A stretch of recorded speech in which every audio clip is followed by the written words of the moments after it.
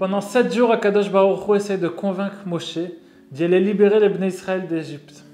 Moshe Rabbeinu accepte de prendre cette mission et il y va. Il est reçu là-bas par Aaron qui l'attendait avec une grande joie. Et il annonce aux Bnei Israël, voilà, la galoute est bientôt finie et la Géoula va venir. Les Bnei Israël tout contents. Et Moshe va voir Paro. Il lui dit, voilà, le Créateur du monde m'a envoyé chez toi pour te dire, il faut que tu libères les Bnei Israël. Paro lui dit, non, c'est moi le Créateur du monde. C'est moi qui va décider qu'est-ce que je fais avec les Bnei Israël. Et il dit, tu sais quoi, justement à cause de toi, à partir de demain, je vais faire le travail beaucoup plus dur. Jusqu'à maintenant, c'est moi qui leur donnais les briques déjà toutes prêtes. À partir de demain, c'est eux-mêmes qui devront les fabriquer. Les Bnei Israël, quand ils ont entendu ça, ils se sont énervés. Ils ont dit, mais pourquoi t'es venu, Moshe? À cause de toi, regarde maintenant ce que Paro il nous fait. Et Moshe aussi, qui n'a pas compris, il est parti vers Akadosh Baruch Hu. Il dit, mais Akadosh Baruch Hu, pourquoi tu fais ça? Tu m'as dit que je viens ici pour les libérer. Pourquoi maintenant tu leur rajoutes du travail? Akadosh Baruch Hu a dit à Moshe, Avraham, Yitzhak et Yaakov, ils ne faisaient pas comme toi. Quand je disais quelque chose, avec les yeux fermés, ils avaient une confiance. Ils ne posaient pas de questions.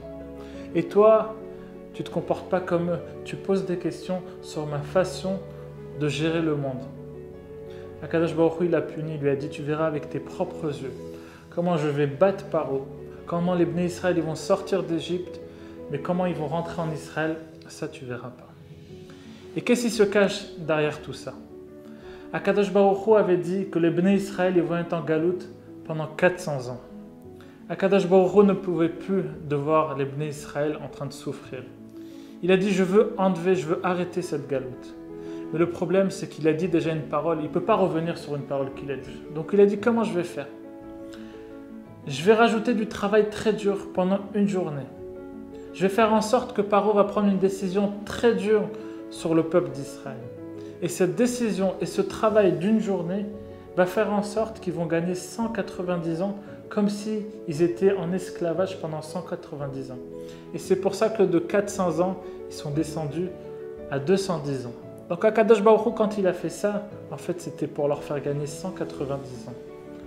On ne pose pas de questions sur comment Hachem il fait les choses. Akadosh Baruch Hu, il prévoit toujours tout pour le bien.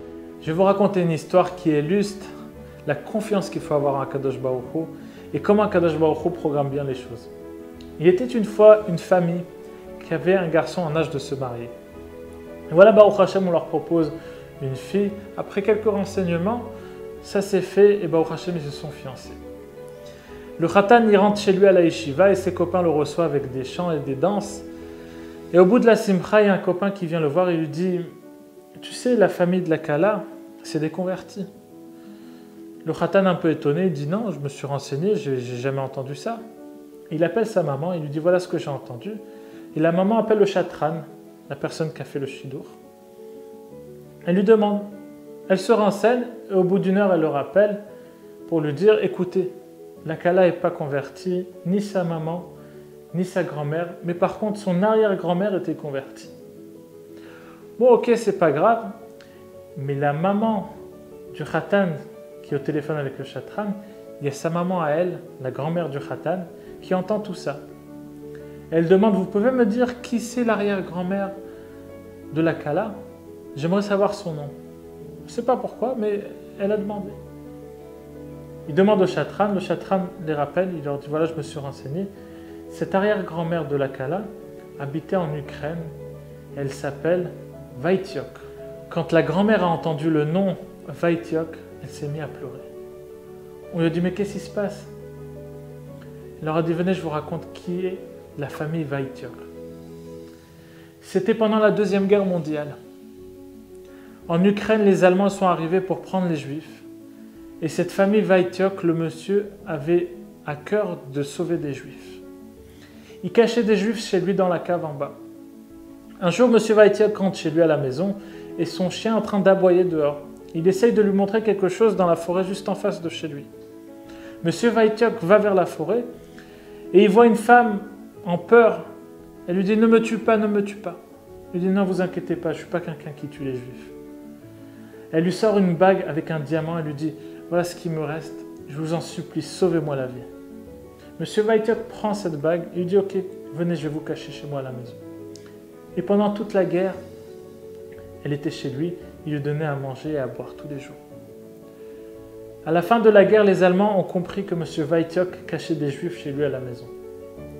Monsieur Wojciech a dit tout de suite à tout le monde, il faut que vous en allez, les Allemands ils vont pas tarder à venir. Et juste avant de partir, il vient vers cette dame et lui dit, tenez, je vous ai gardé votre bague. Il lui dit, mais si vous me l'avez gardée, pourquoi vous me l'avez pris? Monsieur Wojciech lui dit, je voulais que vous vous sentiez bien chez moi. Je voulais que vous vous sentiez comme si vous avez payé sur ce que vous mangez tous les jours. Comme ça, vous êtes avec un bon sentiment. Bon, elle a repris la bague et elle est partie. Monsieur Wojciech a réussi à s'échapper des Allemands. Et après la guerre mondiale, il essaye de monter en Israël pour se convertir. Mais malheureusement, il n'arrive pas et il est décédé. Sa fille, qui a vu l'amour qu'il avait son père vers les Juifs, a dit « Je veux monter moi en Israël et me convertir ». Cette fille qui s'est convertie, c'était elle, l'arrière-grand-mère de la Kala. Et la maman de la grand-mère du Khatan, c'était la fille qui est venue avec la bague et qui lui a sauvé la vie. Et c'est la bague qu'a offert le Khatan à la Kala pour son fiançailles.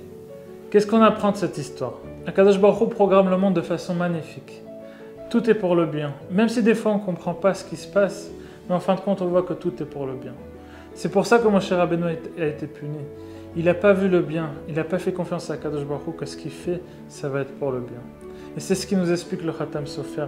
Sur le pasuk, Akadosh Baruch Hu a dit à Moshe, Upanai lo iraou ki im lo achorai. Tu verras que après que j'aurai fait les choses, tu verras le bien. C'est pour ça, chacun et chacune d'entre nous, on doit avoir confiance en Akadosh Baruch Hu, même si on ne comprend pas tout de suite, mais après on comprendra. À bientôt et Shabbat Shalom.